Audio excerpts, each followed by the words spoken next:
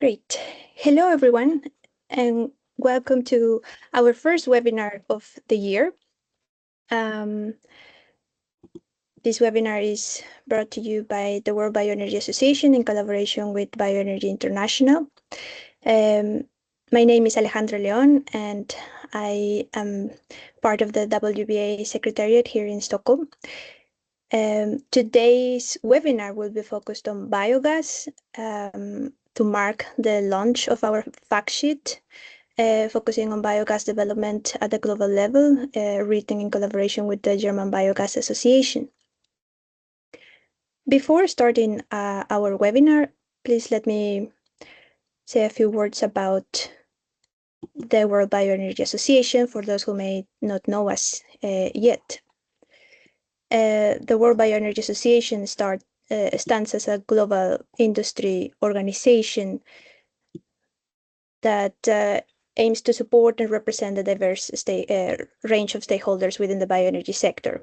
Our activities are focused in three main pillars: to advocate internationally for the development of sustainable bioenergy, to serve as a platform for sector engagement and promotion of bioenergy solutions, and to be a knowledge hub. On our website, you can find all of our webinars, reports, and fact sheets. As I mentioned, our newly published biogas fact sheet is also available there, and you can access for free now. I would also like to thank our promotional partner for our events and our official magazine, Bioenergy International. You can check their website for free access to the latest news on bioenergy sector at bioenergyinternational.com. Before starting, a few words on membership.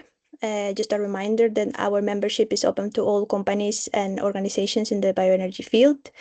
Our network spans the entire biomass to energy value chain at the global level, and some of the benefits that you will have as a WBA member will be to participate in different events and our working groups, to support the advocacy work we do for sustainable bioenergy, and also to promote your work through our platforms.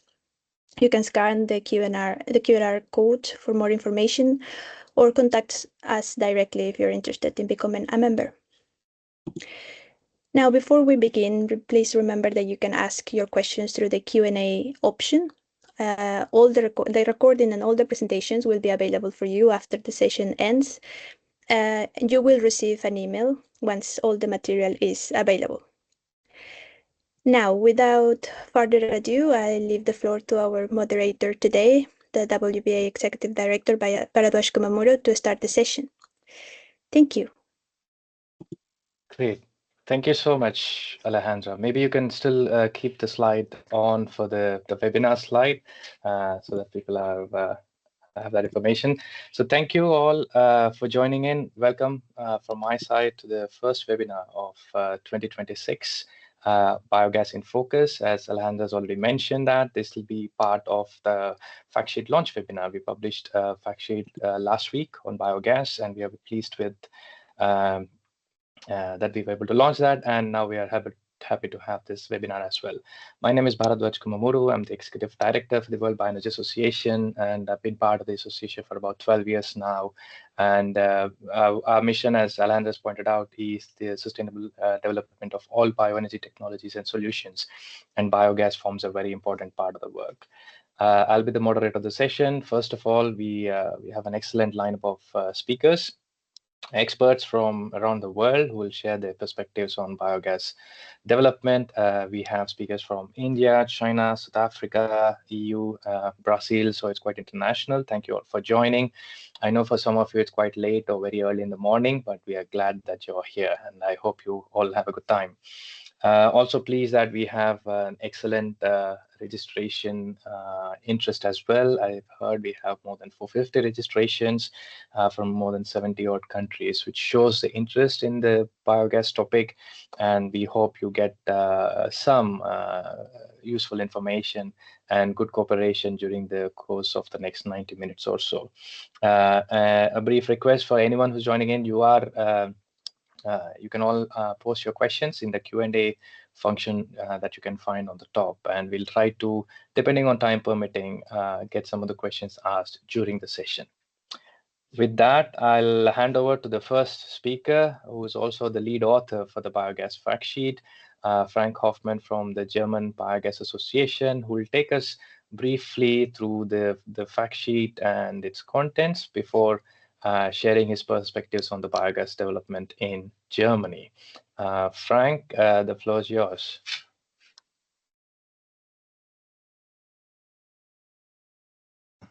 Thank you very much for the invitation today. Hello, everybody. And thank you very much to ask me to be the lead author of this biogas fact sheet. I'm very happy to present, not in detail, the details of the fact sheets. It's public available, so I hope that many people will find it interesting.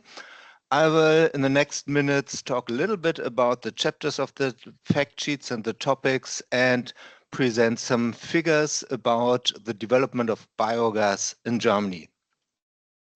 Having said that, I first start with short words, some words about the German Biogas Association. We are a non-profit, non-governmental organization. We are based on 4,700 members in our association. The majority of them are operators of biogas plants, companies, technology manufacturers, from turnkey project providers to components, stirrers, pumps, and so on, research institutions. However, we have 40 employees working professional on biogas topics, defining legal frameworks, doing exchange of information like today, advocating on European, national, and regional levels. We are a member of many organizations, World Bioenergy Association, EBA. The next speaker, one of the next speakers, will be from the EBA, European Biogas Association. So we are in some big family of associations working close together. Having said that, coming to the biogas fact sheet, there was already an existing fact sheet, and the course of items was refreshed. Some additional points were added. Here's just the chapters which are named. I will not go into all details. However, after the summary introduction, you will see many facts about the basics of anaerobic digestion, how bacteria and other microorganisms work together to produce biogas, the quality of biogas.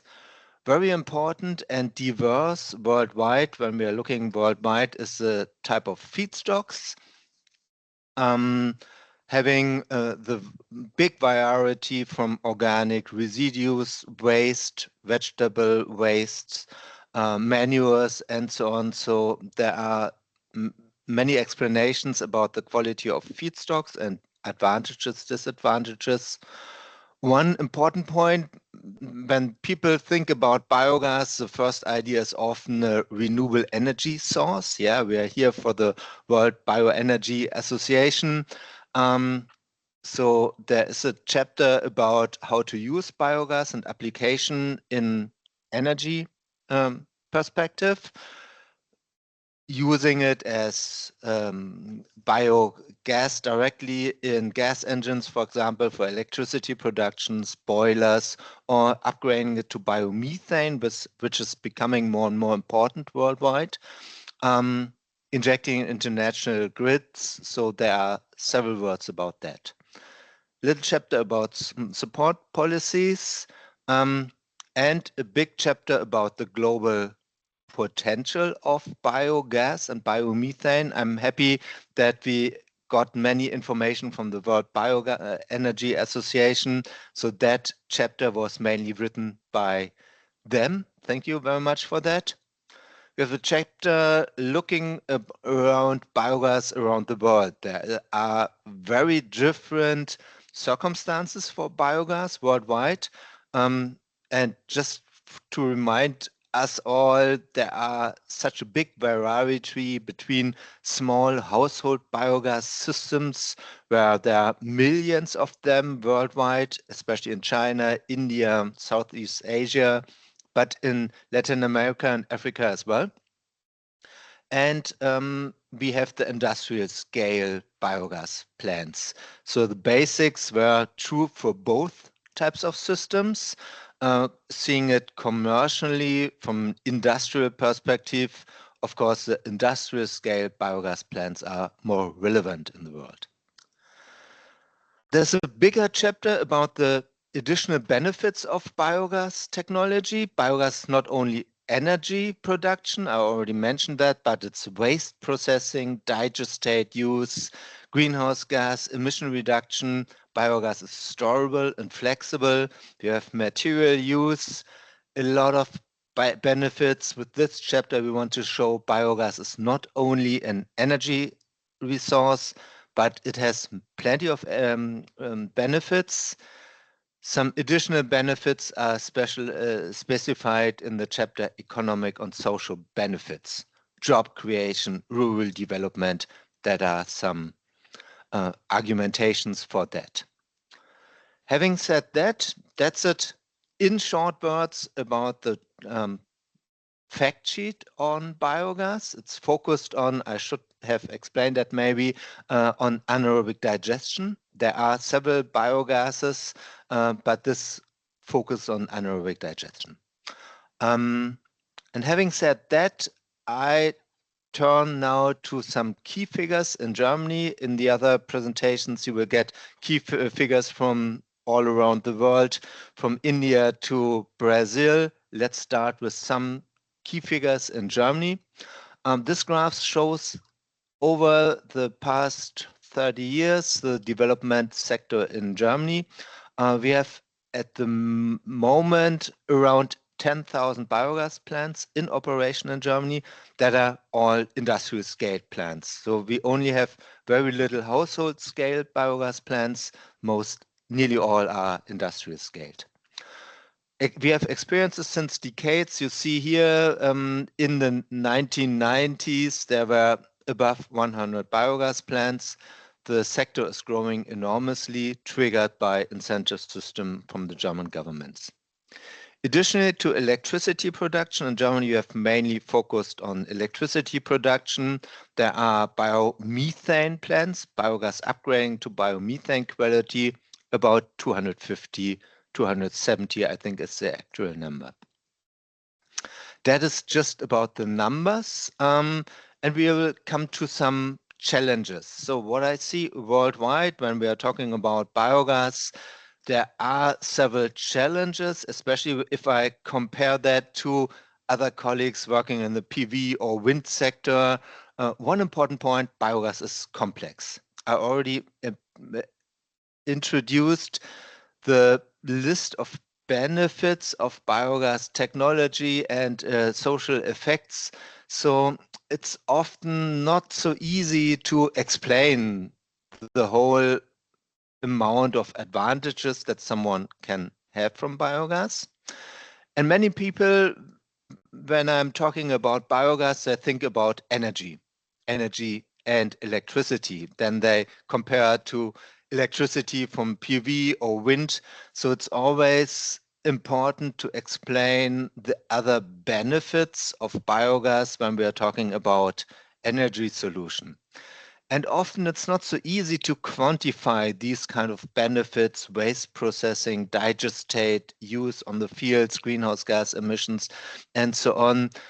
That's a point we probably all agree that's not so easy in practice to explain that and really to make a project profitable, especially if some people are just thinking about price of electricity. Biogas is complex.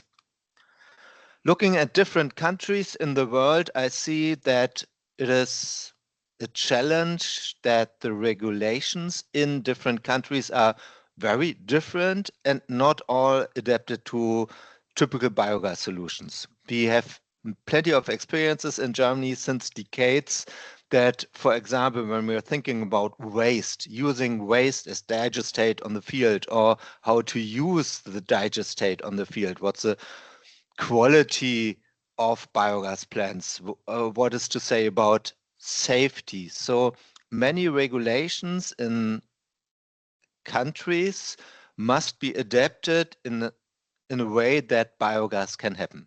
If it's adapted, then that's fine.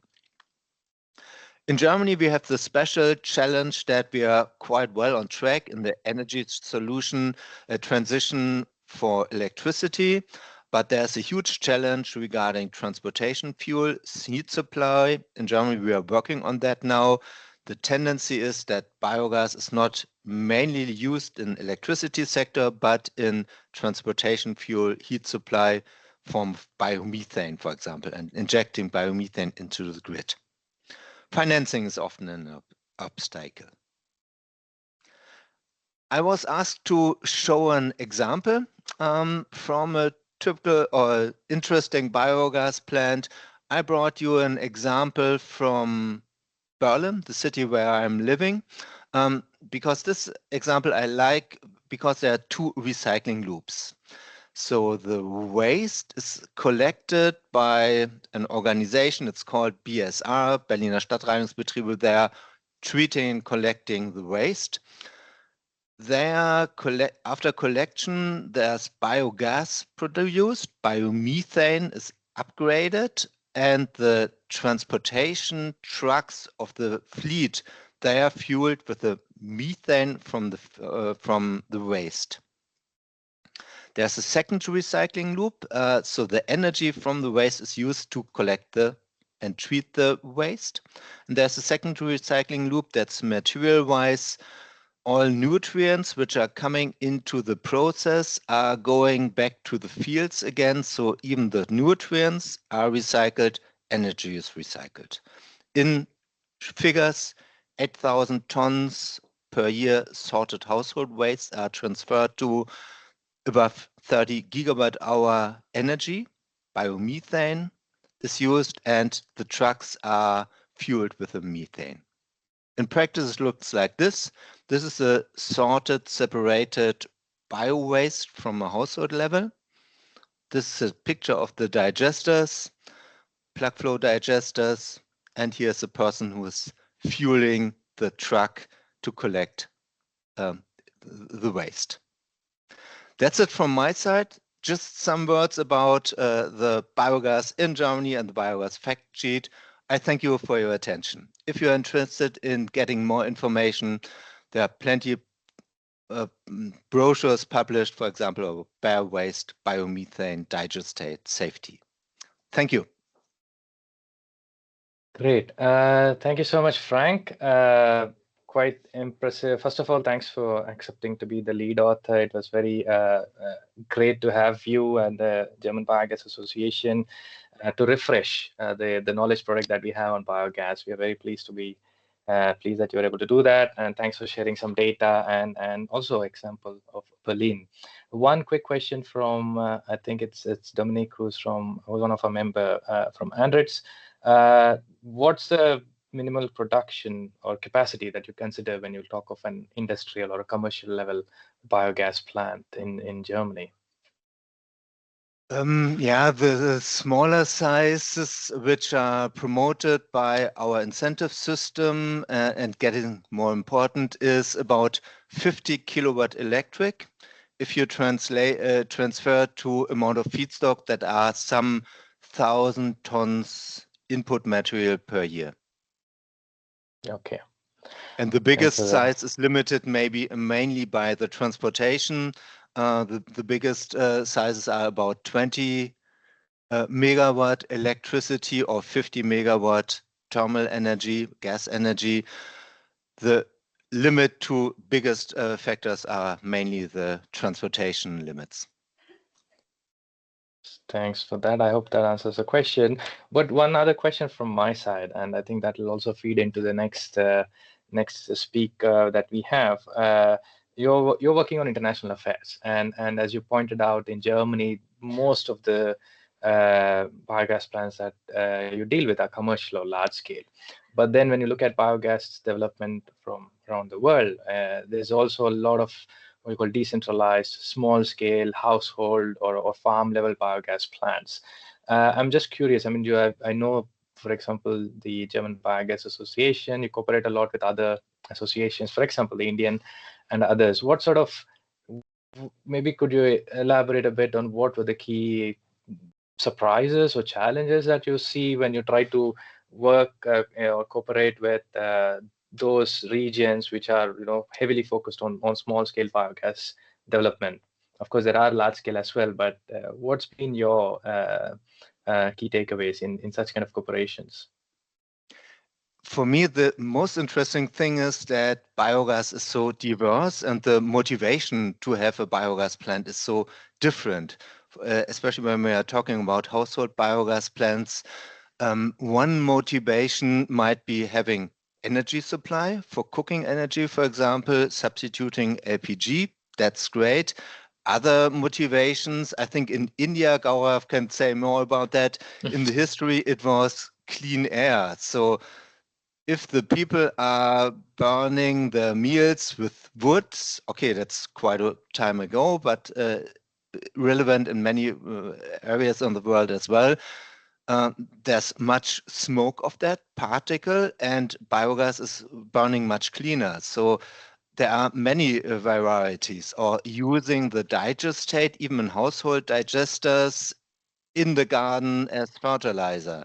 And this is fascinating for me, the variety of motivations.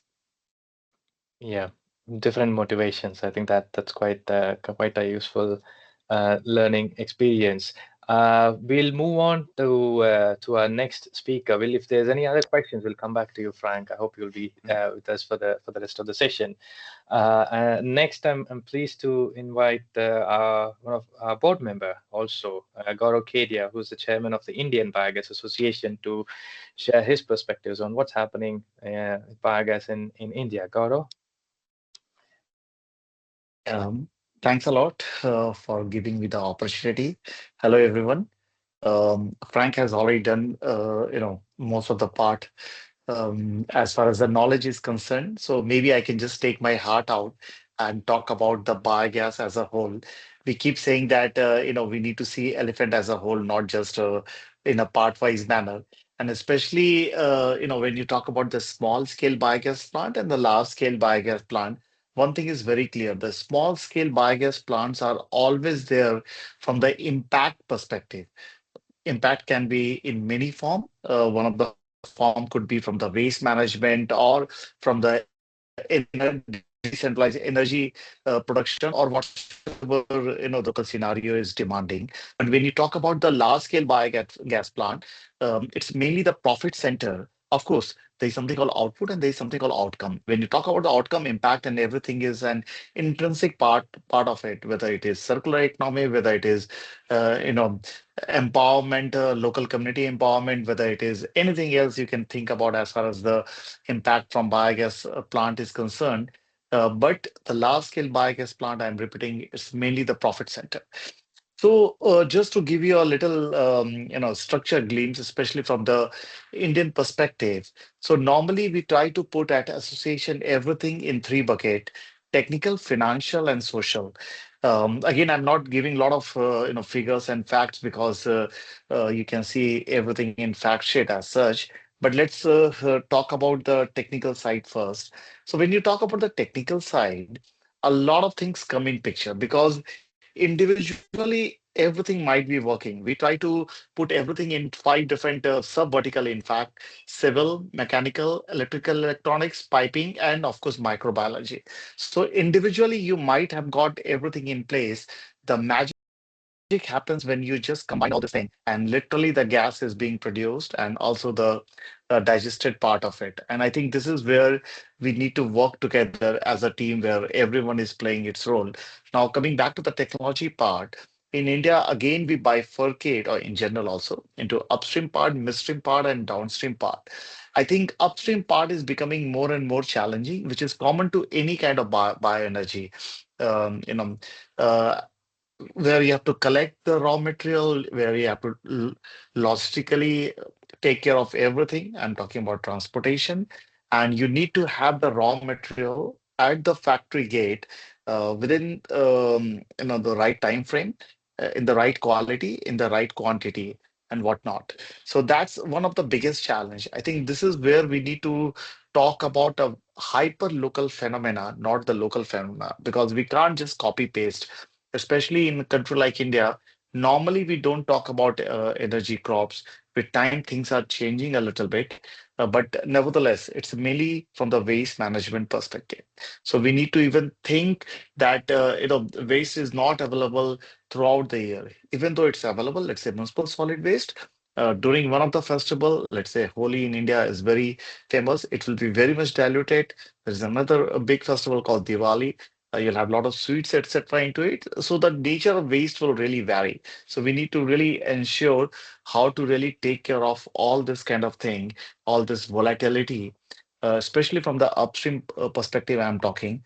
And again, if you're talking about agricultural waste, that again is a big challenge. Then it comes to midstream. I think this is where a lot of effort has gone into in the past as well at present. And almost we are there from the midstream perspective. Of course, a lot of learning will always be there. But midstream means, just to put it in perspective, you are converting your feedstock into bioenergy and digested in case of biogas. In fact, when you talk about bioenergy, it's never energy the way Frank was talking. If you talk about solid, then you get carbon. When you talk about, let's say, liquid, biodiesel, you get glycerin. When you talk about biogas, you get digested. I think that's one of the beauty of bioenergy, intrinsic beauty of bioenergy. Now, coming to the downstream side, I think this is where we need to think a bit more again and again. And again, it's a demand-driven thing, not a supply-driven thing. I'm repeating, it's a demand-driven thing. For example, if I talk about digested and if I have to sell it, perhaps digested as such is not acceptable in the market. But if I can valorize it, what I mean by valorization over here, perhaps I can convert it into PROM, that is called phosphate-rich organic manure. I can convert into a number of other things.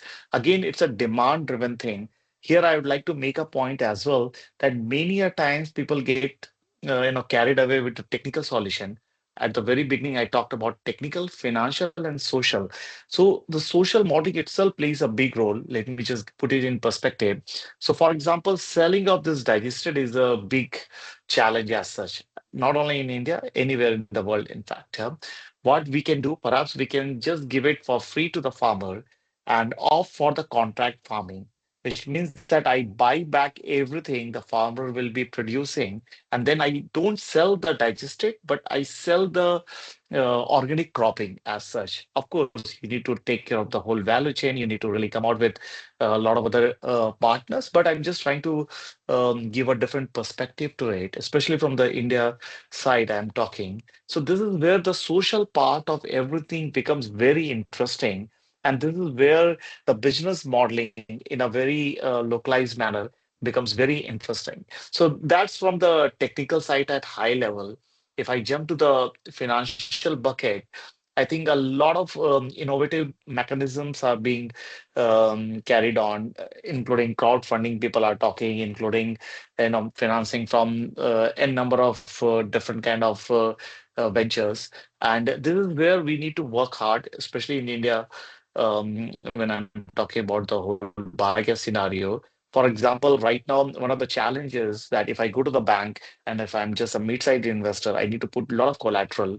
Association is also working on this front. In the past, we even had a project with World Bank just to reduce this risk from the project promoter side and just try to create a fund which can mitigate this risk as far as the collateral is concerned.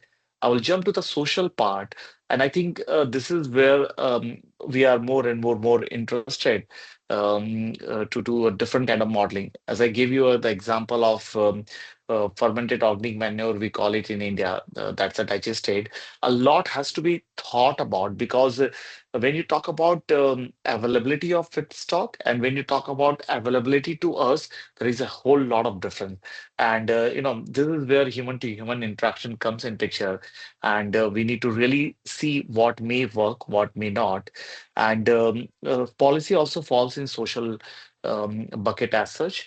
Fortunately, in India, we have got quite a good policies now, which is trying to encompass everything whatsoever is possible. We get subsidy from the central side in a couple of states. You even get the state subsidy at the top of it, which makes a project very lucrative on paper. But as I told you, the question is not the potential. The question is how to harness this potential. And I think this is where we need to come together and talk about biogas as a solution to many problems which we keep talking. I think I have taken exactly 8 minutes. Thanks a lot, and I'm open for any question. Yeah, perfect. I mean, it's always good if speakers, you follow your own time. It helps makes my job easier as well. But first, I mean, thank you for so much for sharing your perspective from India. As you see, there's a lot of moving parts. Thanks for touching upon the technology, finance, and social aspects. There was one. We see a couple of questions. One is the number, if you have some data on the current operational biogas plants in India, and what sort of is the expansion that you anticipate, say, in 2026? And the other one would be, I think this is a bit more generic, is what sort of policies do you think that the government should focus on, both at the state and the central level, to promote the biogas sector, particularly related to MSW? Maybe it could be either the technology or the finance or social, maybe Mhm. some critical policies you feel are important for accelerating this sector. Sure. Let me start with the first one. There is a portal called Govardhan portal. I will just put the link in the chat box only. And you can see the data. So right now in India, when we talk about large scale biogas plant, what I mean by large scale is that it's around 1 megawatt electrical equivalent or more. In India, we don't really take care of the electron part, that is to generate electricity out of biogas. We are mainly generating molecule out of biogas, that's a methane molecule. And this is where we are differentiating ourselves. And the reason is very simple because we don't have much utilization of heat in India. That's why we are opting for it, and we are getting a good price of methane molecule. So right now we have got around 180 odd large-scale biogas plants, and in coming year, in fact, 1 year, we are anticipating that it should double in number. At least 100 plants we are anticipating. And apart from this, when you talk about Government of India target, by 2030, they want to have 5,000 large-scale biogas plant. To put it in numbers, they want to have 15 million metric ton per annum of bio-CNG or CBG, compressed biogas, whatever you call it. So that's from the number perspective. But when you talk about the policy, especially, and that's a very good question, by the way, whoever asked this MSW thing. I mean, two main challenges in MSW. Number one, the feedstock itself is not segregated. Maybe from the Mm. policy perspective, especially when you're sourcing it from the bulk waste generator, we can enforce or we can just motivate them somehow that we get the maximum segregated one. That is number one. Number two, still we have to run to many ministry, many department to get the clearances. The second wish should have been that we would like to have a single window clearance. Third wish, and I think I will not go for the fourth one because entrepreneurs also need to de-risk a lot of risk. Government can't really, do everything. The third one for sure is in India, there is a policy where public sector units or oil marketing companies can buy all the bio CNG you produce. We would love to have similar kind of policy, if I can term fertilizer marketing company as fertilizer marketing company like IFCO, CRIPCO, that they also need to offtake all this digested. Of course, there is already a defined parameter of fermented organic manure or digested, which I already informed. So that would be really good because this can really take the number of biogas plant to any level in India. So this will be, I mean, these are three wishes from the policy perspective. We keep advocating for this kind of things. Great. Thank you so much, Gaurav. There's actually a few more questions that have come up in the chat. So just to make sure that we are on time, we'll try to go on with the other speakers. But I request Frank and Gaurav to take some time and respond in the chat for some of the questions. So thanks, Gaurav, again for your intervention. From India, we move on to Brazil. And we are pleased to have Manuela Kayat, who's the vice chairman for the Brazilian Biogas Association. Brazil is one of the what we call bioenergy powerhouses because of its excellent development of bioenergy. The COP recently was held in Belém in November, so there's a lot more international focus. So I'm very pleased to have Manuela joining us from Brazil to share her perspectives on what's the development of biogas in the region.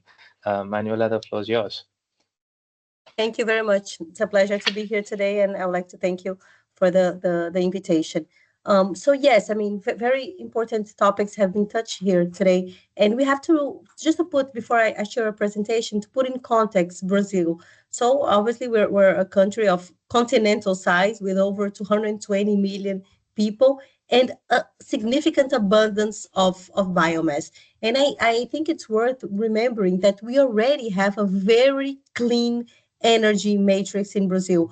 Over 90% of the power in Brazil is already renewable because of so much hydros we have, and also most recently in the last 10 years, wind energy and solar energy. So we do have, compared to any parameters, G20, OCDE countries, a very renewable power matrix. When we look on the energy matrix side, which we include as well the fuels, we still have a very clean matrix. We're talking about 50% renewable energy compared to other countries, but there's still a significant room to go.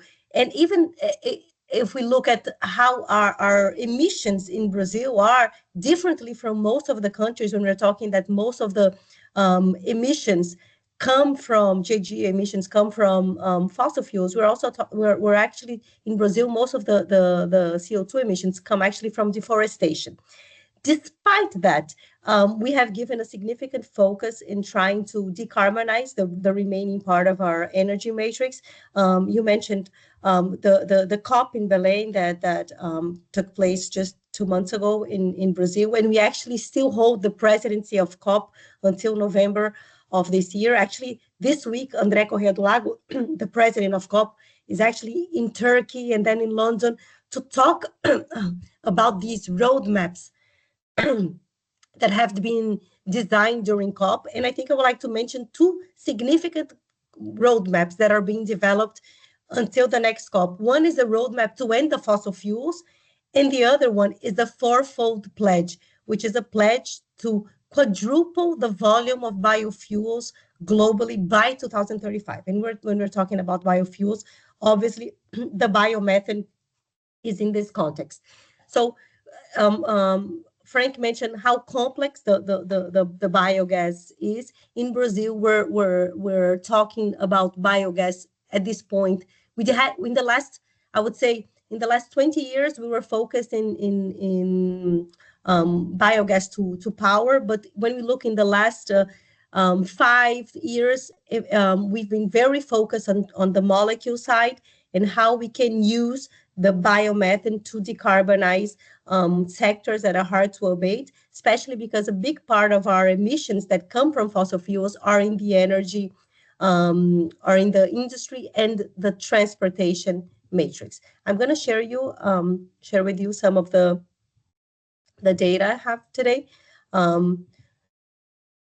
But a biogás is the main association of biogas producers in Brazil, but not only producers. We have 150 members. It includes the whole value chain from equipment providers, off-takers, service providers. So very, I would say, comprehensive part of the market.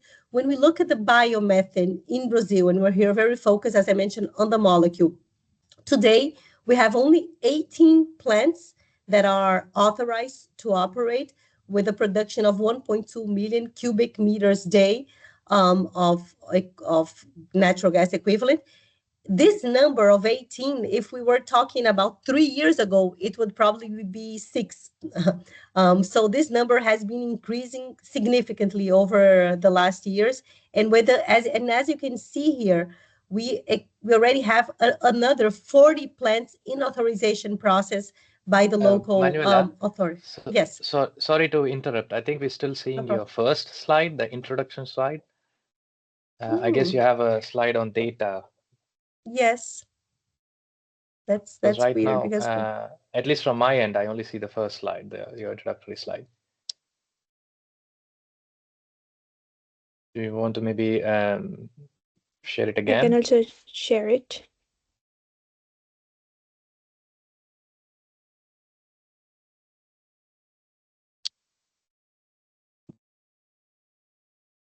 Manuela, you're still there?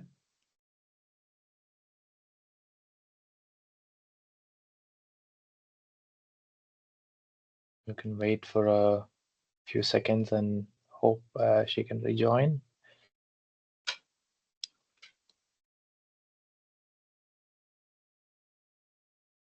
Alejandra, maybe you could share the screen, the slides, and we hope she can join.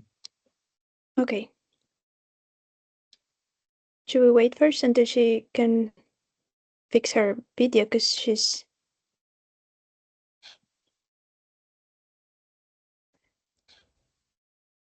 Yeah, we just wait for a quick minute or so. Just to, I see there's a lot of questions coming up, both in the Q&A and the chat. So please, to the speakers who've already spoken, and those who are yet to speak also, please take your time and see if you some of the questions are relevant to you and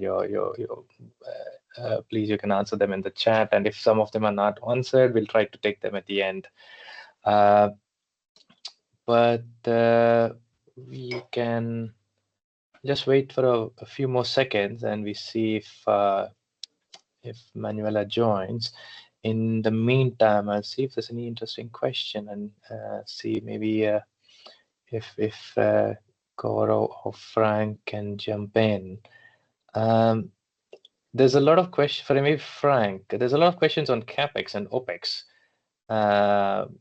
Yeah, I think we mentioned that in the fact sheet, but maybe you have the figure on the top of your head. Yeah, so the questioner just typed some answers to other questions as well. So for the site in Berlin, which I introduced, I don't have concrete figures. Of course, they are confidential. I assume it will be at least 10 million euro, maximum 20 million euro capex in that range. And then was the question about how it is financed, or another question in this text, but in this context is how is waste treatment in Germany promoted, or why do we focus on waste treatment? Some words about that, I was just typing it. So there's a ban in Europe to bring organic material to landfills, which is effective in Germany since the year 2005.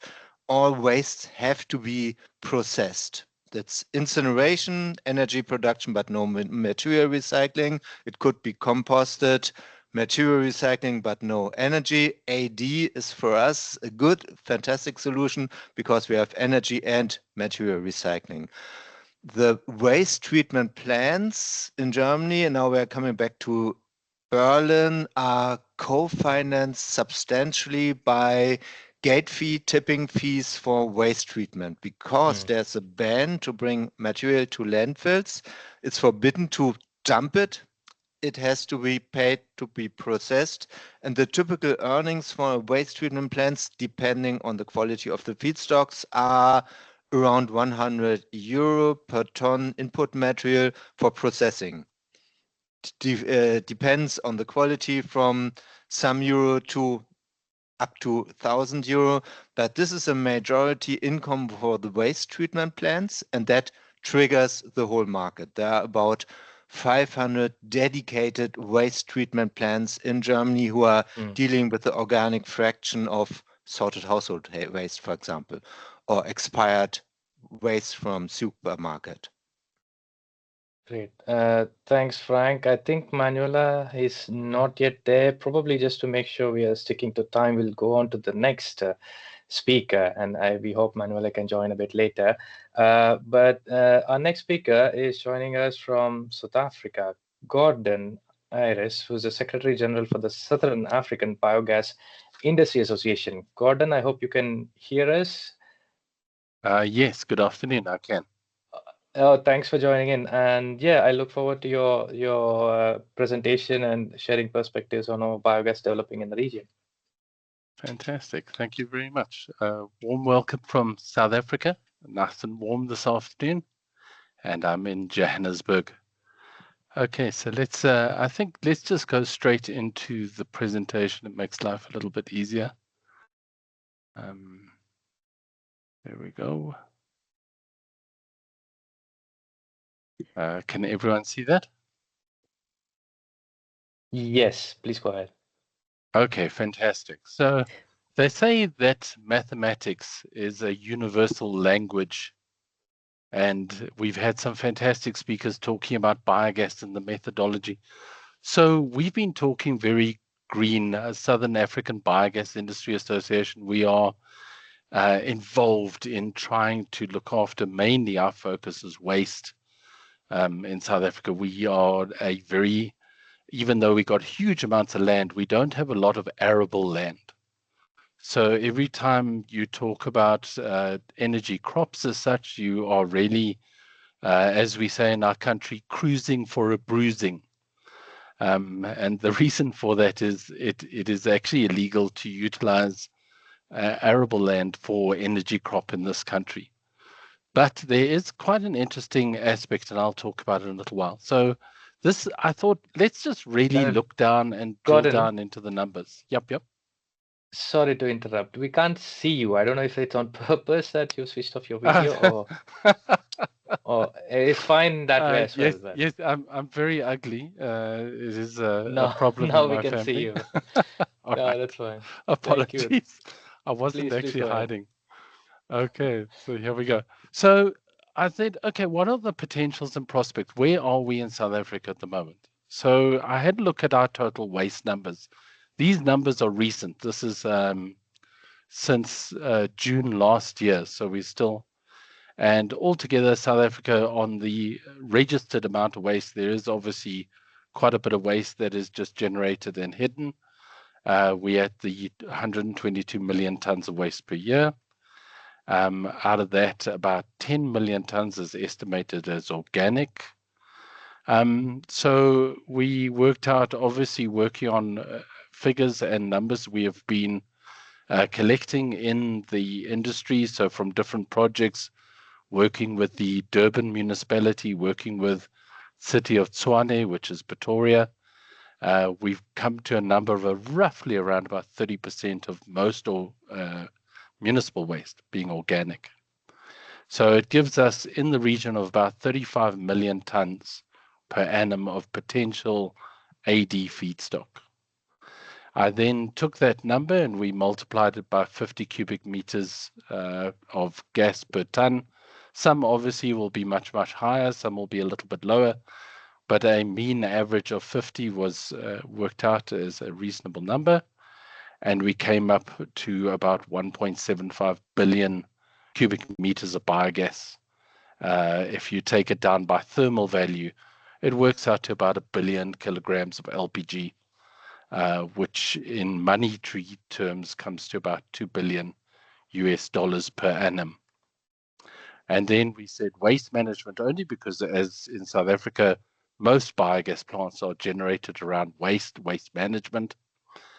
We said, okay, again, 35 cubic meters or million tons, estimated around about 40 to 80 cubic meters of methane, gives us a 2.1 billion diverted.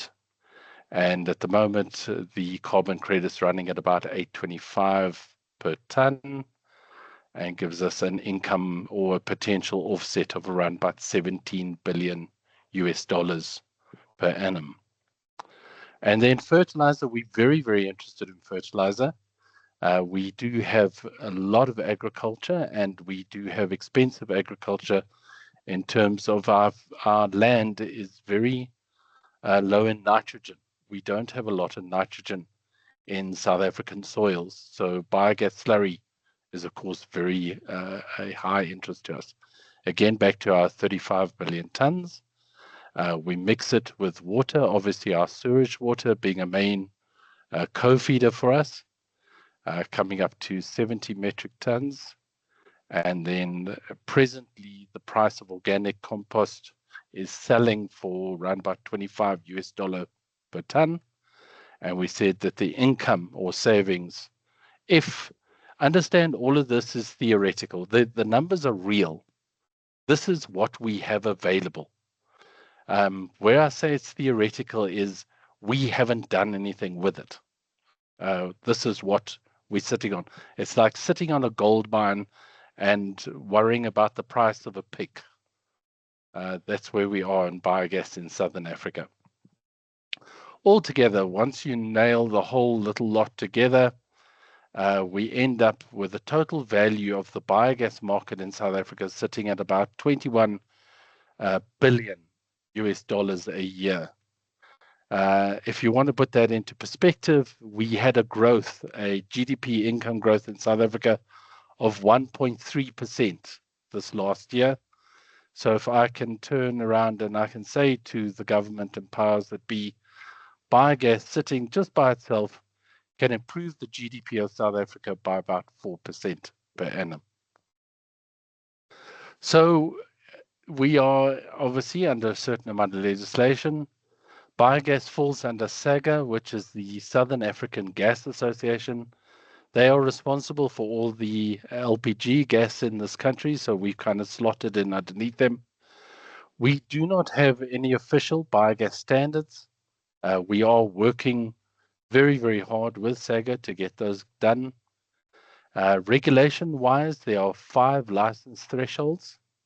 Small scale, we are very lucky. When we talk small scale, it's more like a micro scale. It's below 10 cubic meter biogas size. There's published norms and standards.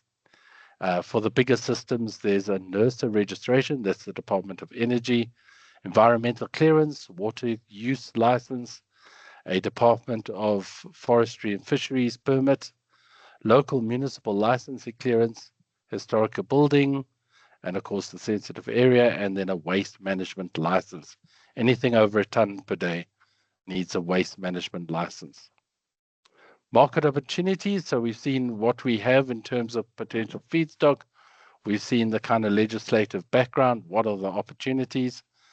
We are running into the back of no waste to landfill 2030. That is coming on extremely quickly. A lot of municipalities have done exactly nothing around it. I call the syndrome the deer in the headlights syndrome. So that's where we're sitting with that. We still have a lot of energy uncertainty. We had a very long glut of lots and lots of electricity, very cheap. We had amongst the cheapest electricity in the world. And now we have electricity uncertainty. So companies are looking what to do. Energy cost, we are doubling the cost of our electricity every 3 years, roughly.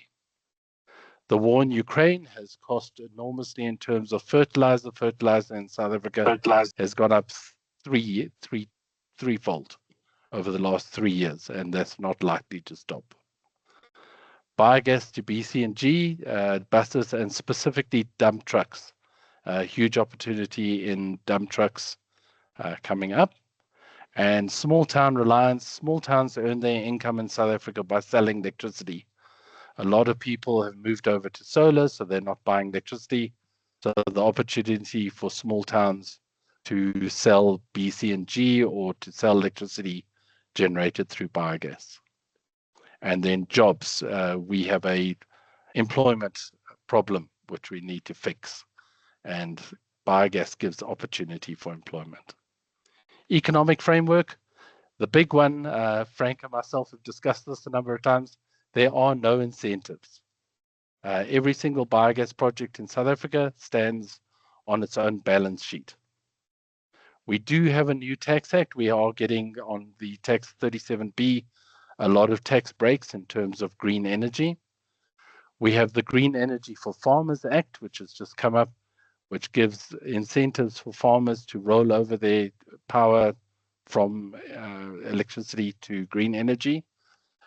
We have, unfortunately, not very many pointable successes. We do have a couple.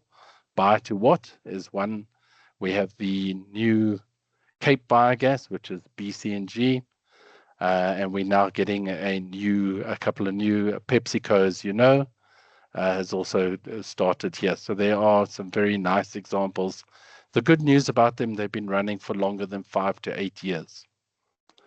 As I said, the Section 37B of the Tax Act, there is still a high misunderstanding and lack of trust from finance. We still haven't managed to break that financial, get into the piggy bank as yet on biogas. And there we go. That's the status of biogas in South Africa at the moment. It is highly exciting. Things are really coming up well. We are doing a lot of work in the background. One of the fantastic things that's happening this year is the Bio 360 show, which I'm sure the World Biogas Association is there this year in Nantes, in France. They're actually coming to South Africa in June this year. And I'm sure that that'll give us a massive kick in the arm. So thank you very much. Thank you so much, Gordon. Thanks for sharing the development from South Africa. I mean, firstly, I was really hoping no one would bring in the weather as a start, because we are based in Stockholm and it's like minus 20 or so this week. So, but I'm glad that you're having good warm weather. And yes, Bio 360. We have a colleague there in Nantes, and we are actually looking forward to some of us being there in Johannesburg. I think, was it in June? Yes, June, June 17th and 18th this year. We'll share that information with the participants after the call. A couple of points. One, I saw a question, rather than a question, but a comment from someone from Botswana, one of your neighbors, who wants to get in touch with you. For those people who want to get in touch, we'll share all the slides with all the contact information so people can get in touch directly with the speakers. One quick question on, I mean, you talked a lot about the theoretical potential of biogas development. But there's some, of course, you pointed out a couple of interesting case studies, industrial decarbonization. I think biogas, biomethane, they do have a very good potential. These success stories like Pepsi, you pointed out, would be quite a good case studies. But I'm curious as to convert the theoretical potential into sort of practical, scalable, commercial level production. What's maybe one or two key points, or one or two key wishes that you have as an association for biogas, whether it's from the governments or whether it's cooperation from international associations? What do you see a couple of key pointers you feel would make this a very good success for biogas in the region? Yeah, so that's a really nice question. So I think in real terms that the market is creating itself. Initially, a couple of years ago, we've been an association since 2009. We believed that incentives was the way to go. But we have discovered realistically that projects that stand on their own, that can run from their own balance sheet, are actually a lot more secure. They are they can withstand bumps because governments change. Incentives go away. We've seen that in Germany, where The incentive plan was fantastic, 9,000 biogas plants. And then the incentive goes away and suddenly there's 380 plants that are no longer financially viable. So those are very exciting. What I'd like to see more of that we are actually starting to see is a meshing of policy. We have a lot of policy in Southern Africa, and we don't seem to be able to mesh. For instance, the Mining Act, where you have to clean up and fix mine damaged soils after you finished your mining. It is a perfect opportunity for energy crops to be grown on that soil because it's got heavy metals in. It can't be used for food crop. But there are people standing there that no longer have jobs. Your mine is closed.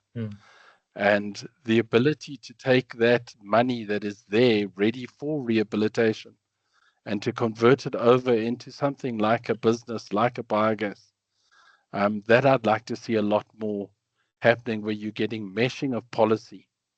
At the moment, biogas in South Africa falls under the Department of Minerals and Energy. The boss of that department is called King Coal. For some other reason, he doesn't seem to like biogas very much. So that is, I saw in India beautiful examples where you now have a minister of biogas. To say that I was envious would be an understatement. So where government is actually serious about it, looking at it properly, and able to mesh these different departments together, I could see that being a massive kicker. Thank you. Great. Thank you so much, Gordon. I hope, I hope that gets through. But thanks, Chair, for sharing your intervention on biogas prospects in South Africa. We'll move on to Manuela again. I hope she's Yes, I'm here. back. And I'm sorry for that. For some reason, everything froze when I started sharing. But let's try again. I still have a few Yes, minutes please. left. Let me know. Is it showing the presentation now?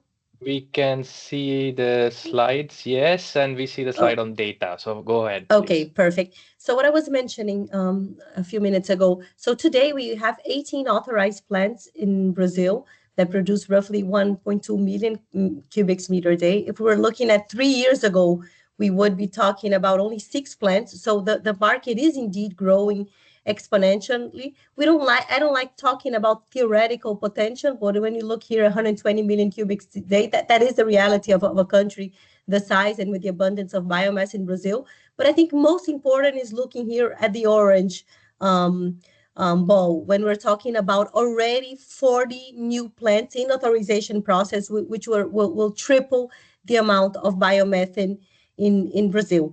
And how do we plan to do that? And we're working very closely in designing the right public policies. And I think Gordon was very assertive when he mentioned about the incentives. Not only we're very cautious about how to design these incentives, but in Brazil, we do not have the fiscal space to do what was done in Germany or an IRA equivalent. So we've been working very closely in the last 2 years to design a program. So here just is showing again the increase, which is what I would like to focus on, which is called the National Program for Decarbonization of Natural Gas Producers. And this is part of the Future Fuels Bill, which was approved in Congress in the end of 2024. And basically what we're trying to create is a mandate. So there is whereby all the natural gas producers in Brazil, so basically Petrobras, Shell, Galp of the world, the upstream, they are obliged to mix natural gas with a percentage of biomethane starting now in January 2026. And this percentage will be analyzed by the government authorities every year in order to define this percentage, which can go up to 10%. This is the first year of the program. The actual percentage is still being discussed. It's probably going to be close to 0.5%, so very low. But we want to be very cautious in this first year, not to frustrate or create some kind of expectation. So, and the way we design this program is that this can be accomplished either by the acquisition of the molecule itself or through certificates of origin, which are being regulated as well. So similar to RGGOs and RINs. We still don't know what kind of premium or green premium this will be traded at. The market is still not operating. It's now being all the frameworks and platforms being designed.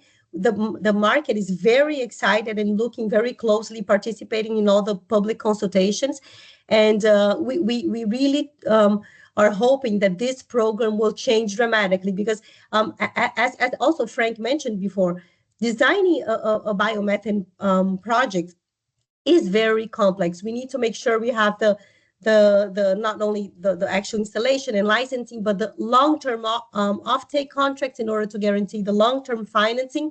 And when we have off-takers that are obliged here in a long-term contract to buy this because of the mandate, we think that this will give a great incentive to make sure that we are really launching this market to its full scale. So this is the where we are in terms of implementation of the Fuel of the Future program. We're now in the part where actually the calculation phase. So there's still some room to go, but by expectation is by the end of this quarter, we'll have all the framework approved and the market up and running. So we're very excited, and Biogas had a very important role in the whole construction of this program.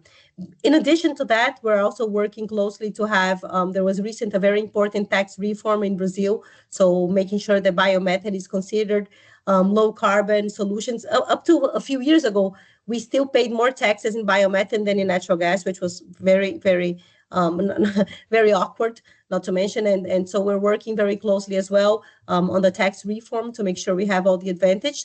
And also we see on the state level, several initiatives, and in the municipal level, of programs that are being used to incentivize the use of biomethane in the transportation matrix, which is one of the major emitters in Brazil. So the city of São Paulo, which has over 15 million people, recently announced that they're converting over 1,000 buses to biomethane, and a few other cities. So this is something that also we think is going to be very important to try to incentivize off-takers for the biomethane. So this is what I wanted to share today, and also invite all of you to participate in our annual forum of the biogas. We have close to 1,500 people participating. It takes place every year in São Paulo.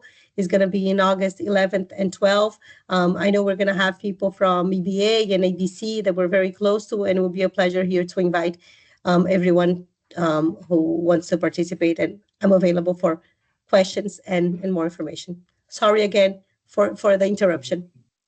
No, great. Thanks, Manuela. We're glad that you were able to join and finish the part of the presentation. Definitely the point you had on sort of potentials, the beauty of having such a diverse range of geographies is that you've got some leaders, such as whether it's Germany or Brazil, with long decades of experience in biofuel development or biogas development, and in between you've got India, which is sort of in between, and then you've got countries like South Africa, which are sort of starting up, which it's very critical to get them all together to understand how it has developed, what are the key learnings, make sure that mistakes are not repeated, and we are glad that we have such a diverse range. One quick, I haven't seen any questions right now. They might come up a bit later. The point on public procurement, the city buses and replacing that with biomethane. There's also a push to have other technologies, whether it's electrification or biofuels. How do you see that developing, for example, in Sao Paulo? You see that as a competition, or you see that the market is big enough for these all technologies to exist? I think it's big enough to be complementary. Actually it started with electrification. The city of São Paulo announced over 1,000 electric buses a few years ago. They did have a lot of problem in terms of making sure they had the right infrastructure to deliver that power. I think a very important point on transportation matrix in Brazil is that we use mostly diesel, and a significant portion of this diesel is imported from outside of Brazil, Russia, etc. So actually the biomethane, including its green premium, can be competitive substituting the diesel. So the city is not going to have an additional cost in order to substitute. Obviously, there is a first-time investment because you need to eventually substitute the existing bus that run on gas, and that can be done over the years. And there are special lines of financing for gas run bus, so that's very interesting as well. But I think the market is so big that we can alternate. But what we're thinking in Brazil is that the electric will be more focused on cars and heavy transportation, trucks and bus. It's more adequate to use the biomethane. So that's how we see this composition. Excellent. Glad that it's very complimentary. Thanks for sharing that. And since we were talking a lot about policies, we move on to the next speaker from the European Biogas Association, Sebastian Vren, who's a policy officer. EBA is one of the most sort of influential association in Brussels. I'm very, I wouldn't say, when we are engaged, we are always connected with other associations like the European Biogas Association. There's EPURE and others who are sort of at the heart of understanding what's happening in Brussels, and it's a very challenging task, I see. So I'm very pleased that Sebastian's joining in and to share his perspectives on what's happening in Brussels and in EU in general on biogas development. Sebastian, please, we are very curious to hear what you have to say. Great, thank you very much. I'll just share my screen.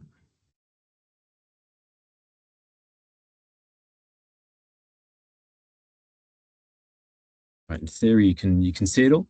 And yeah, it's a pleasure to be here today and speak to you. The purpose of this presentation is to give you an understanding of the current state of play of the sector at the European level, whilst also covering some challenges and opportunities.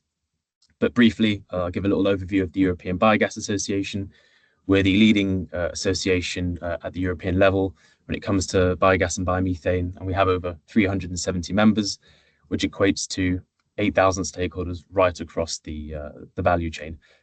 We provide different services, but one of them is a quite in-depth statistical work, and some of the figures that I'll be showing you in just a second come from that work. But I'll move on to my first slide.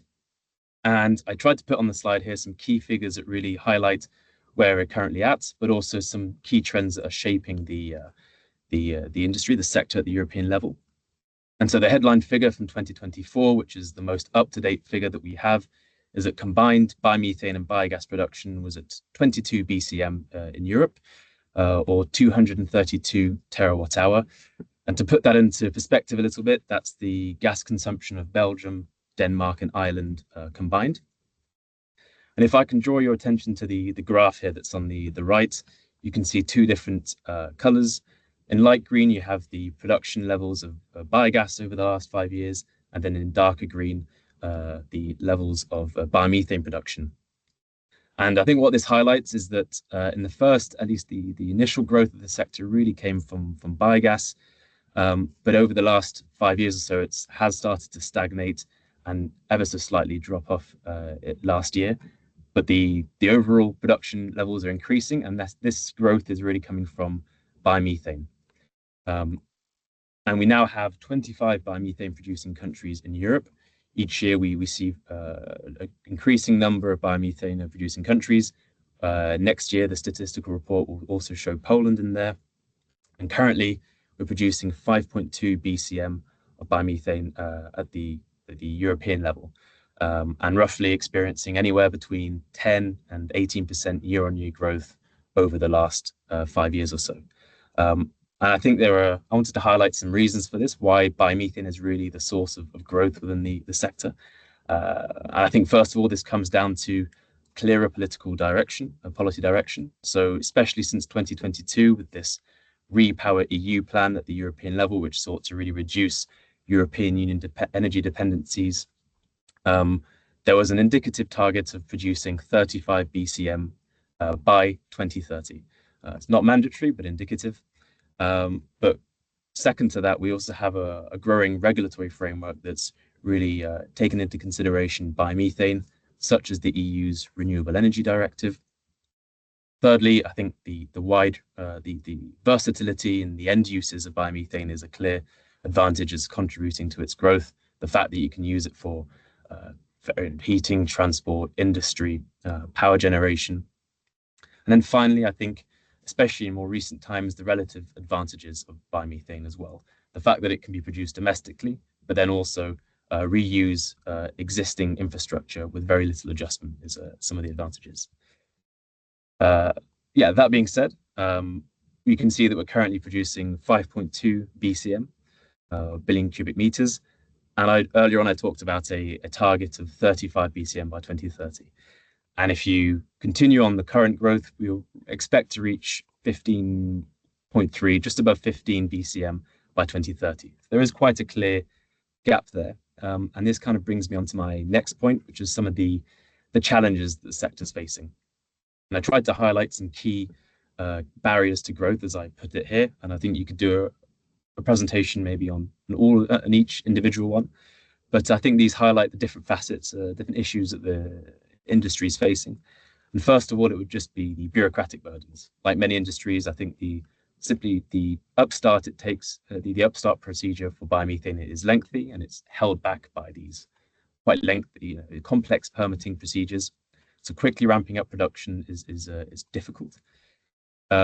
It's also hampered by a poor regulatory harmonization. So I talked previously about this regulatory framework. An example of this poor harmonization would be, despite having EU legislation which promotes biogas and biomethane, the Renewable Energy Directive, not all member states have implemented this into national legislation. So there's a clear lack of harmonization there.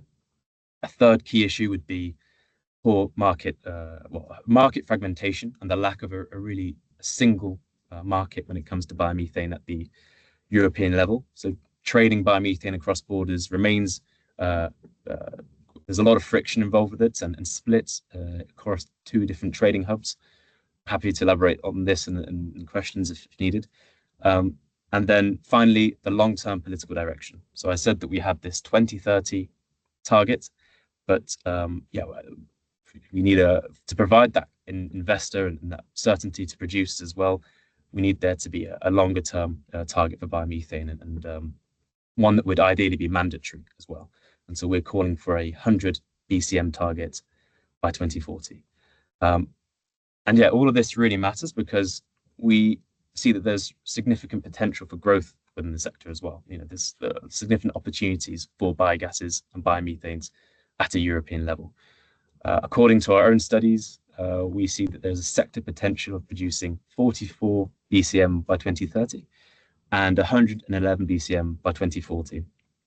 And if you take that 2040 target, that would cover more than 80% of the EU's gas consumption by 2040. So it has a considerable role to play in the overall energy mix. And this also comes at a time where we see evolving policy priorities at the European level.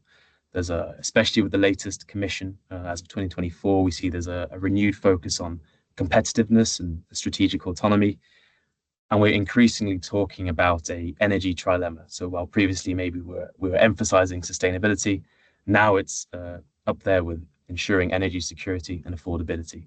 And we really see this as a window of opportunity for the biogases sector at the European level. We believe that due to the fact that biogases are produced domestically, reducing reliance on third country imports, and that they're at the same time sustainable, we can really uniquely address this energy trilemma. And I think part of the presentation was to also discuss areas for cooperation. And I think this is where the bioenergy network as a whole can contribute, is really promoting the contributions that the sector can bring to this current state of play, but then also communicating this broader narrative as well that Frank also addressed earlier on. The fact that it's not just about, not simply about energy, but also biomethane and biogases have a key role to play in the circular economy, whilst also empowering local communities, farmers as well. The important byproducts such as digestate and biogenic CO2, which help to create this more holistic view of biomethane and the contributions it can bring. And I think communicating that at this current time would really significantly help the industry as well. I think I'm at time, but yeah, that's my presentation. If there are any questions, I'm happy to take them. I can't really see the chat as I'm presenting, but Thanks. yeah. Thanks a lot, Sebastian. I've just realized I was looking at your slides, but I just realized your video is also frozen. I don't know if something at my end or at your end. So you're sort of stuck in a pause. But we can clearly hear you. Shift at least? Did the slides Yeah. change over? It was fine. Everything else was fine. But anyway, thanks for sharing the perspectives and on a EU level. Couple of questions I had from my end. I mean, you showed the graph with biogas and biomethane, and we see the share of biomethane is constantly increasing. I guess the EBA must have done some studies on sort of forecasting. You see that increasing even further, considering the 35 BCM biomethane target in EU. You think it'll increase more, or how will it work out in the near future? Yeah, so according to current trajectories, we expect it to reach just over 15 BCM by 2030. That's if everything stayed the same now, and that's if we didn't address those barriers that I talked about earlier. But according to our studies as well, and we see that there's a potential for the sector for 44 BCM by 2030. And this potential is based on the feedstock availability, and also in a scenario where there was a more ambitious policies that would promote biomethane. So there is considerable potential there. I think, reaching that 35 BCM target, which was more, I think, political, more about promoting the sector as opposed to a real achievable target when it was communicated.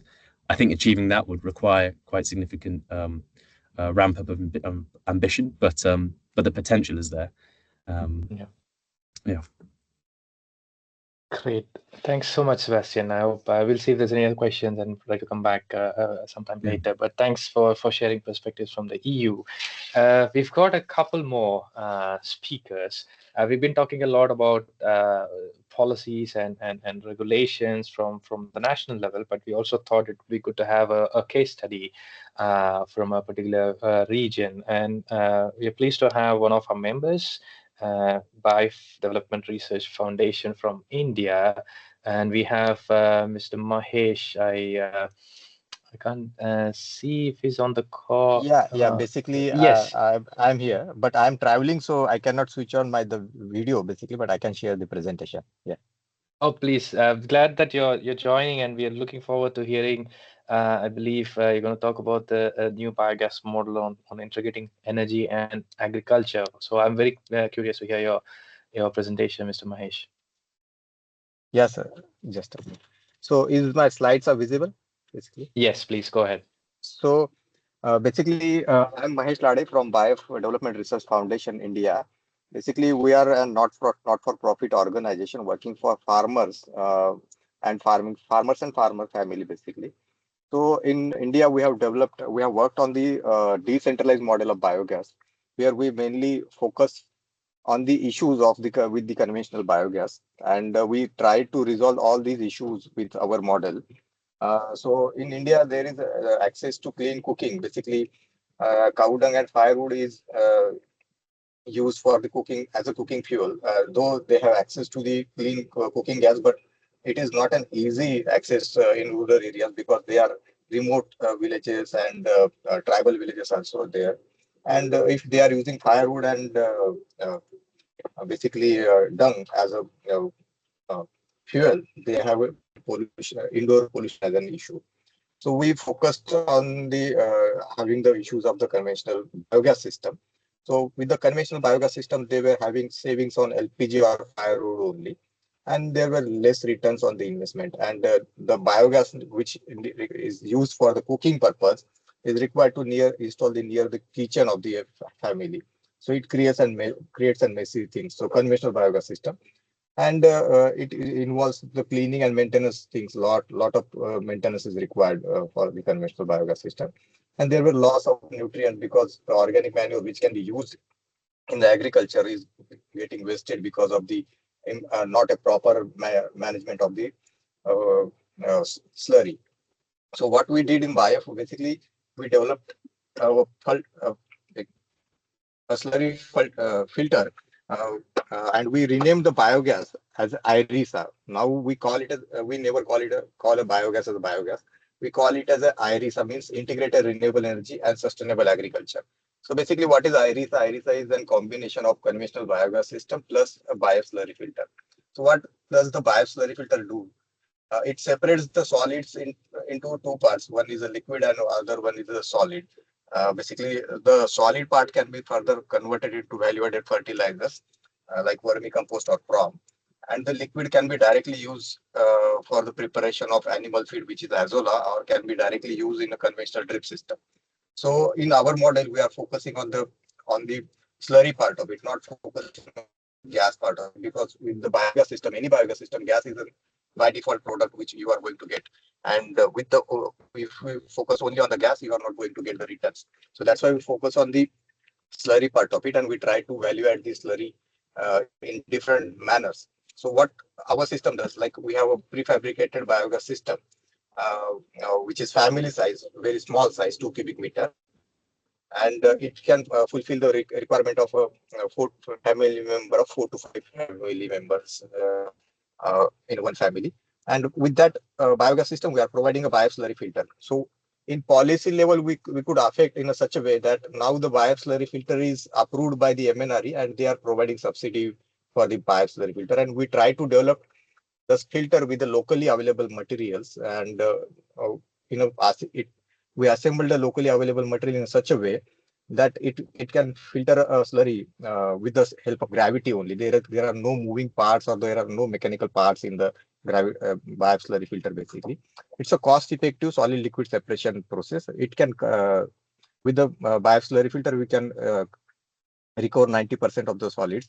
And that solid, like with the solids recovery, we can have 1.1 to 1.5 ton of dry matter of slurry, which can be further value added into vermicompost of 2 metric ton vermicompost per annum, near about 12,000 rupees Indian rupees per year. So the biogas is itself is costing only 38,000 rupees. With slurry value addition, the solid value addition, you are getting 12,000 rupees. And in addition to that, you are getting 10,000 liters of the liquid fertilizer, which can be used uh, to to produce the animal feed, or can be directly used in the agriculture applications like a fertilizer. And in the same biogas, we are also working in the areas where the water is an issue, water scarcity is there.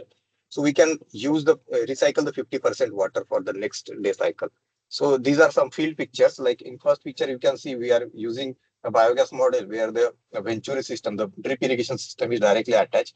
In second picture, there is a vermicompost holding, and then third picture, the azola, which is animal feed, prepared from the liquid slurry is there.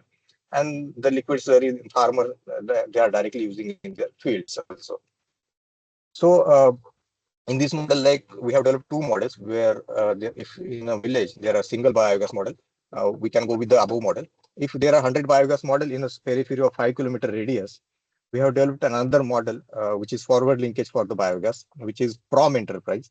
So we are collecting the dehydrated slurry from all these 100 household at a central location, where we have some machines like basic machines, and in those we prepare with the help of those machines we prepare phosphate rich organic manure by adding rock phosphate and liquid organic fertilizer, the consortium of microbes, basically multiple microbes, and we are again selling it to the local farmers. So basically farmers are saving over the fertilizer, uh, chemical fertilizer. Basically they are replacing the chemical fertilizer with the organic one, and they are saving over the gas, and they are getting feed for their animal, basically. And with this model we are also promoting a kitchen garden, so food for the household also. So this is what we have developed, and these kind of like initiatives, like till date we have installed several biogas in across 18 states of India, and we are still installing these kind of models. And we are also installing the prom enterprise with the biogas model. So we are making biogas more remunerative. So basically, they are getting more additional income out of it by having a biogas unit at their household. location. So these are the results of the PROM. Basically, by use of PROM, basically there is increase in the crop production.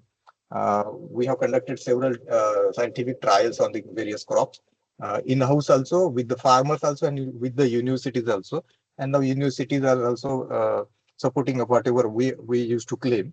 There will be increase in the crop. So now university they are also agreed that there is an increase in the crop with the use of the PROM in the crop cultivation. So basically, this is how we have developed a model. This is what I wanted to present basically. Great. Thank you so much, Mr. Mahesh, for sharing an excellent, interesting case study on integration of energy and agriculture. I'm just curious, I haven't heard firstly on how many installations do you have right now? You said 18 states, but I didn't catch how many. Till date, we have installed 2,700 units across 18 states. Most of them are in Maharashtra, Gujarat, and Karnataka, basically. And in other states, there are few numbers. Yeah. Okay. What's the challenge you see for when you look at replication of this in other states or even scaling up? What's the one or two challenges that you're seeing? So there are basic challenges for there are few challenges which we are facing, which are like policy level challenges. For the preparation of PROM, there are some policy constraint. At farmer field, they cannot prepare PROM without having a license. So now they are preparing the PROM, but they are not selling it as a PROM. They are selling it as an organic fertilizer. So because of that, they are getting less value for their valuable fertilizers, but they are selling to their farmer members only. They have a group of farmers, so they themselves develop a fertilizer PROM, and they themselves consume. Like there are 400 farmers in a village, so whatever the PROM is produced locally, they are consuming. But if they get certification, they can sell it at premium rate, and the biogas can become a more remunerative and more income generating activity for the villagers. The second challenge is having a social issues, like training the participant on usage of biogas, basically. And in some areas, there is issue of having water, like availability of water during summer season. Basically, that is another issue. But that we are addressing with the slurry filter, like having recycling the 50% water reusing for the next whenever the next day, basically next day cycle. Great. Thank you. Thank you so much for sharing an excellent case study. We're almost at the end. We've got one more presentation or intervention from China now. I hope we have one of our board members, Guangqing Liu, who is the Vice President of the China Association of Rural Energy. China, I believe, is probably the world's largest in terms of biogas capacity and production. So we're pleased to hear what's happening in China, Professor Guangqing. Can you hear us? Yes, I we can can't hear. Oh, yes, great. Thank you so much. I guess it's very late. Yeah, what about my camera? Camera is okay or not? Because in my side, before the camera is forbidden, but I don't know if you can look at me or. No, I think it's blank. It's dark. Okay, I don't know what's the problem. I already opened my camera, but no problem. Maybe the system. I saw this. Your side is control the camera close. Yeah, but I hope it works out. We'll try to see. But you can go ahead with your presentation. No problem. Okay, thank you. I learned more from other presentations. Here I just give a brief presentation about the China biogas development. And China is the biggest country, and also the total production is also is very big in China. And the biogas is one of our main area in our association. China Association of Rural Energy Industry is one of the biggest association affiliated to Ministry of Agriculture and Rural Affairs. Yeah, and the biogas is one of the very important area. So in China, we have more than 100 years history to develop the biogas. Yeah, from 1920s, yeah, we already have our first biogas digesters in south of China. And every generation of the leadership of China, and they pay more attention to the biogas production. And the picture from left to right is our 5th generation of the leadership, yeah, from the Chair Mao and to now is the President Xi Jinping. All of the leadership very pay more attention to the biogas productions. Here is also the first biogas digester built at 1977, 74 by the President Xi Jinping 40 years ago in Shanxi province. Here now is yeah. And also in the past 20 years, China government pay subsidy lots of money to the biogas from household biogas and also large scale biogas digester. Is subsidy more than 70 billion US dollars from the central government.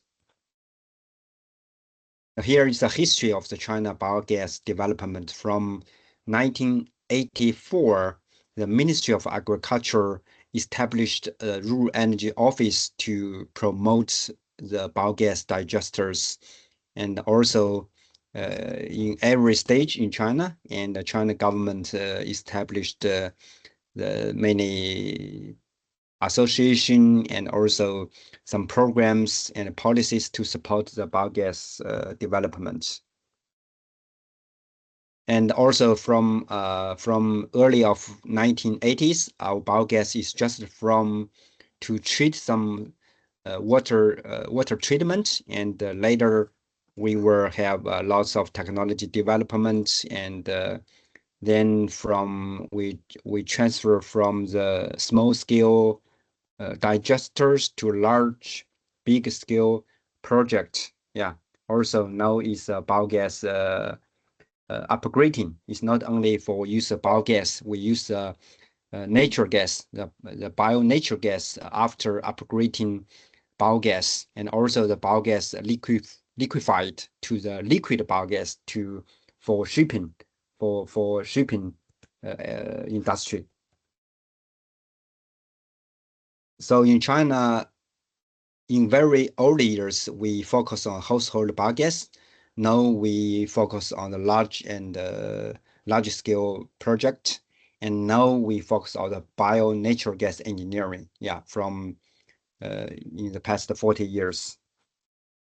And here I list some main policy. Yeah, main policy issued in China. Yeah, like agriculture law and energy conversion law and renewable energy law. All of the law gives the support, regulation support to the biogas development. And also we have the renewable energy objectives in China, and the biogas is one of the main contributors to the renewable energy. And in the 40th 5 years plan, 9 ministries also support the biogas development, and we issued lots of this is Chinese, yeah, lots of central government policies to support the biogas development. And the standard system is very important. In China, we issued more than 40 biogas standards in the biogas quality and the biogas small digester or biogas large scale installation system. Yeah, the standards is very mature. Yeah, from the households to the large scale biogas digesters. Yeah, here is the small digesters in China. Yeah, we have lots of the small digesters, and also have the medium scale biodigester and the large scale biodigesters. And we can see it's very big. There are more than 23 million household biogas digester in the past. But from 2014, 13-14, they declined because lots of the young people is changed from the villagers to the city, And also the China economy developed very quickly. Many biogas digester is the people don't use that because no people use that because in China electricity is very cheap. We have 100% electricity access and very cheap. So lots of farmers don't use the biogas digester again. It's declined now, but still have some amount. For the larger scale, it's developed very quickly and up to now. So now this data is only 2018, but up to this year is about 100, yeah, more than 120,000, yeah, 9,090, yeah. No, the number is more than 12, yeah, more than 12,000, yeah. The number is wrong here. The total is 12,000 of the large-scale biogas digester, and the total production of the biogas is more than 2 million, 3 million, yeah, 3 billion cubic meter, 3 billion cubic meter. And the biogas digester also have many good advantage in nitrogen, phosphorus and potassium saving problems. Yeah, raw materials is very plentiful in China. We have lots of the materials from the agriculture, from the dairy, from the agriculture, and from the wastewater, and lots of the resources of that. Yeah, you know, in China, we have the carbon peaking and carbon neutralization aims, yeah, and in 2030 and 2060. So now the China is paying more attention to support the biogas development because natural gas is very expensive. And China, 50% of natural gas is from out of China. So we need our natural gas from biomass. And we have from rural area, we have more than 4.3 billion tons materials. From industry, we have more than 600 million tons from the industry. And we also have many from the urban. Yeah, so the biogas capacity is very big in China in future. Yeah, this is yeah, I will quickly. This is some carbon reduction. Yeah. So this is President Xi, our current president. He built the first digester in Shanxi province, and now he also supports the biogas development. Yeah. Yeah, this is I have only 8 minutes. Yeah, this is my brief introduction of the China biogas situation. Yeah, thank you. Excellent. Thank you so much, Professor Guangqing, for joining. And I know it's very late in Beijing, but thanks for taking time to share the biogas development in China. We've been looking at a lot of data from other countries, and then you compare that with China, which is on a different scale altogether in terms of installations and in terms of the production capacities and so on. But with that, we are slightly over time, but we've come to the end of the webinar. And Professor Guangqing, maybe if you can stop sharing your slides, we can. No problem. Yeah. Can you stop sharing so we can have a quick check? Okay. I stop, right? Yeah. Oh, Alejandra, can you do that? Okay. Good. Excellent. Great. Thank you. So yeah, we've come to the end. We're slightly over time, but once again, first of all, thank you all to the speakers for taking their time and sharing their perspectives. Thanks to Frank for actually being the lead author and also sharing what's happening in Germany, to Gaurav and Manuela about India and Brazil, two excellent case studies. Gordon from South Africa. We hope there's a lot more biogas digesters and installations in the coming few years. Sebastian for taking us through what's happening in EU. It's always a big jungle there, so it's very critical, the role of associations in making sure that to understand what's happening and keeping in check. To Mr. Mahesh to talk about the case study, and also Professor Guangqing from China. Thank you all for taking time, for making your presentations. I see there's a lot of potential, but there is also a lot of progress. One key takeaway was developing a sort of an integrated support framework and not just depending on one particular incentive or a support scheme for biogas development. For that, I've heard about communication, which is very important, but also cooperation. And we hope this leads to further cooperation among not just the associations, but also everybody in the entire biomass to biogas value chain. And so thank you also to the participants who stayed on, and there's been a ton of questions. We are very apologizing for not taking all those questions, but after the call, after this webinar, we'll share the slides and the recording. So in the slides, you can see the contact details of the speakers, and you can get in touch with them directly for any queries or clarifications. A couple of points. We'll also soon, in the next week or so, announce a new series of lineup of webinars. We'll host about 6 of them this year. So keep a look on mail from the World Bioenergy Association, but also on our website. And I hope you will join in future webinars as well. With that, a last message is that, as you saw, there's a lot of associations working significantly to promote the biogas development in their countries. If you are from any of the countries or from some regions, try to make sure to follow what the associations are working on. And I would definitely recommend joining as a member, whether if you're a company or an individual or a researcher. If you're working in the biogas, look at the associations and the work that they're doing, and join them as a member. And if you're looking at international cooperation, you're more than welcome to join the World Bioenergy Association, where we look forward to seeing you all in our future events. Thank you all for joining, and I wish you a good rest of the day. Thank you, and bye-bye. Thank you. Thank you. Thank you. Thank you. Goodbye. Thank you very much. Thank you. Welcome to China. Welcome you to China.